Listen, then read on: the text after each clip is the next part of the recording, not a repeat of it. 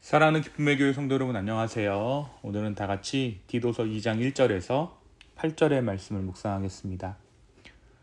그러나 너는 바른 교훈에 합당한 것을 말하며 늙은 남자로는 절제하며 경건하며 신중하며 믿음과 사랑과 인내하며 온전하게 하고 늙은 여자로는 이와 같이 행실이 거룩하며 모함하지 말며 많은 술의 종이 되지 말며 선한 것을 가르치는 자들이 되고 그대로 젊은 여자들을 교훈하되 그 남편과 자녀를 사랑하며 신중하며 순전하며 집안일을 하며 선하며 자기 남편에게 복종하게 하라.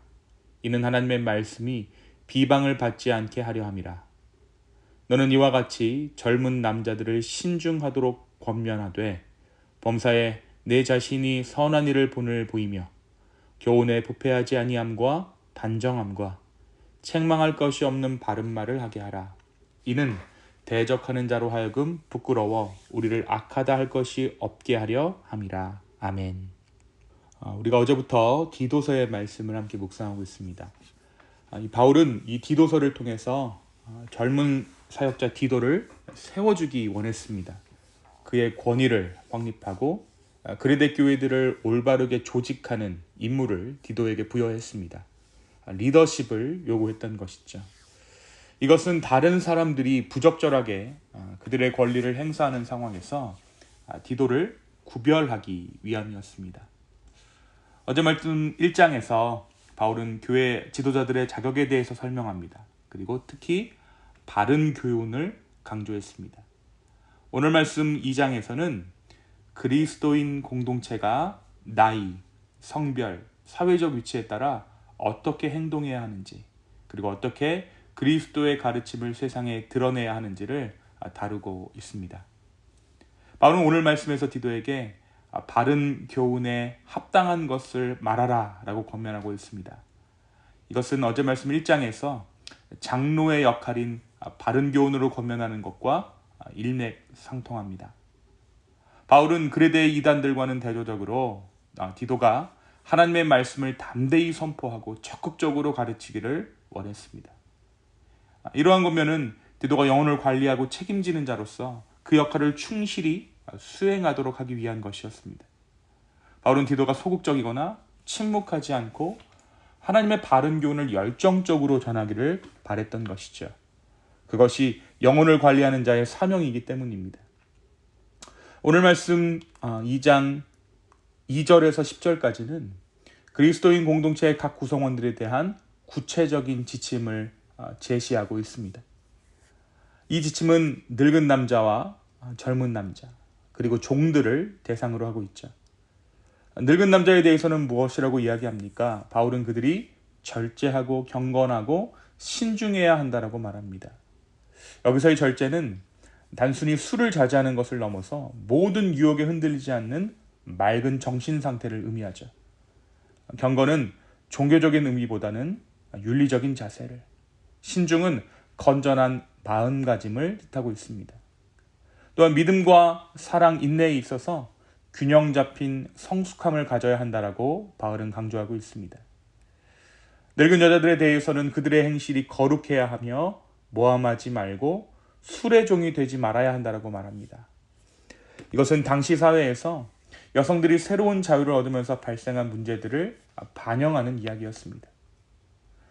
특히 바울은 늙은 여자들이 젊은 여자들에게 선한 것을 가르치는 역할을 해야 한다라고 강조하죠.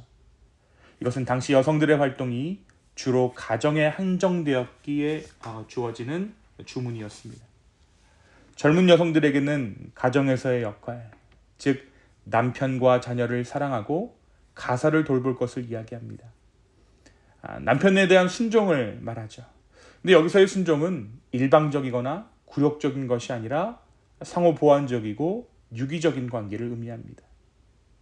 젊은 남성들에 대해서는 무엇이라고 이야기합니까? 신중하라라고 이야기합니다.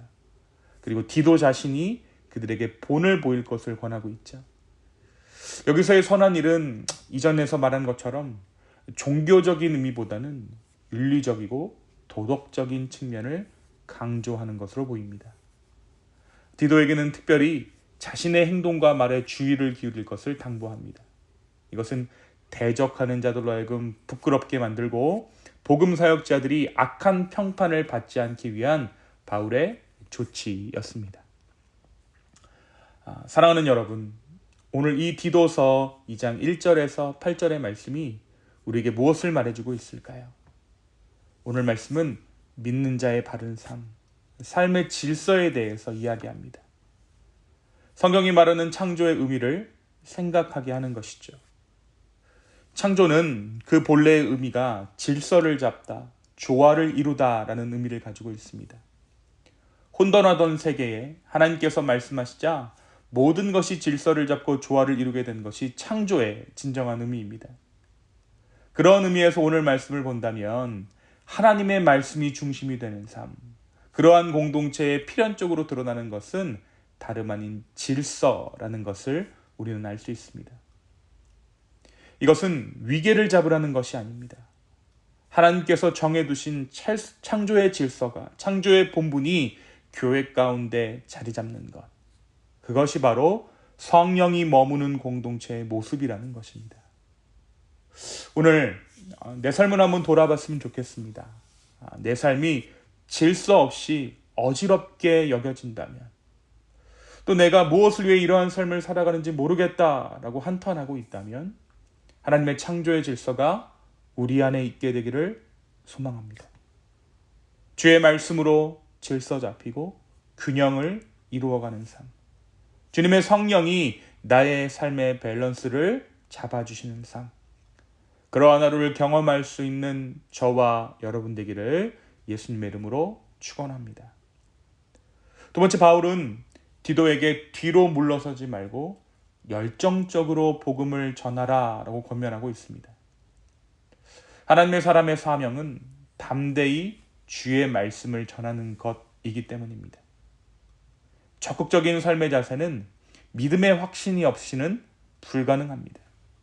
그래서 주어진 삶의 사명에 최선을 다하는 것은 매일의 삶 가운데 주님의 살아계심을 확인해야 가능한 일입니다. 오늘 스스로에게 물어봤으면 좋겠습니다. 오늘 내 삶은 열정을 가지고 있는가? 오늘 내 삶은 주를 향한 열정을 가지고 있는가? 이 질문을 우리 스스로에게 좀 던져봤으면 좋겠습니다. 오늘 이 하루 살아계신 주님을 내 안에 확인하여서 그 관계 안에서 열정적으로 주님의 사명을 다할 수 있는 저와 여러분 되었으면 좋겠습니다. 그것은 촌스러운 것이 아닙니다. 그것은 부끄러운 것도 아닙니다. 열정을 다하여 주를 섬기는 것은 오히려 주님 앞에 합당한 삶의 모습이라고 오늘 말씀은 우리에게 도전하고 있습니다. 오늘 이 하루 내 안에 살아계신 주님으로 말미암아 주를 향한 나의 열정을 주님께 드릴 수 있는 저와 여러분의 복된 하루 되기를 예수님의 이름으로 축원합니다. 이 시간 함께 기도하시겠습니다. 주님, 오늘 이 아침 이 디도서의 말씀 우리에게 허락하여 주심에 감사합니다.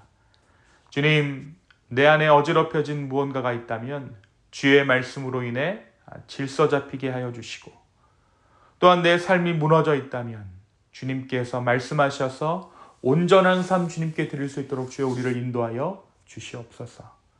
주님, 또한 우리의 삶이 무기력하다면 다시 한번 내 안에 살아계신 그 주님으로 말미암아 열정적인 삶을 살아갈 수 있는 용기를 허락하여 주시옵소서. 주님, 다시 한번 내 삶을 아버지께 드립니다. 이 하루 주님께서 책임져 주시옵소서. 감사합니다. 이 모든 말씀 예수님의 이름으로 기도하였습니다. 아멘.